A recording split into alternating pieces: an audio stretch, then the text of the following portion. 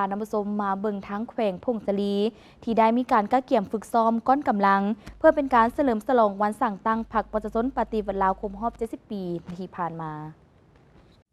เพื่อเป็นการกะเกี่ยมให้แก่บุญสำคัญต่างๆของพรรคของชาติโดยเฉพาะก็แม่น3 วันประวัติศาสตร์ในปี2025นี้ให้เต็มไปด้วยบรรยากาศอันคึกคืนและมีผลสำเร็จนั้น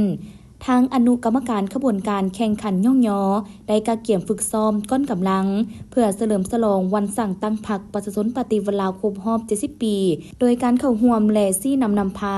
ของทานพรไซแก้วสมพันธ์ประธานแนวลาวสั่งซัดแขวงทั้งเป็นหัวหน้าอนุกรรมการขบวนการแข่งขันย่องย้อมีบรรดาทานคณะรับผิดชอบภายในอนุกรรมการดังกล่าวพร้อมด้วยภาคส่วนเกี่ยวของเข้าร่วมสหายพันเอกบุญเลียนแสนวงศ์ห้องหัวหน้ากองบัญชาการป้องกันความสงบแขวงทั้งเป็นคณะรับผิดชอบก้อนกำลังให้ฮู้ว่า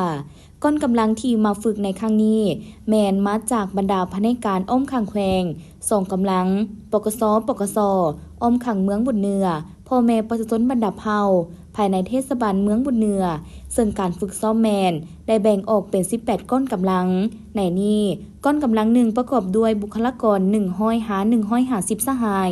จุดประสงค์ของการฝึกซ้อมก้อนกำลังครั้งนี้ก็เพื่อเป็นการกะเกี่ยมความพร้อมของก้อนกำลังต่างๆให้มีความเป็นระเบียบเรียบร้อยด้วยการจัดรูปแถวให้ซื่อ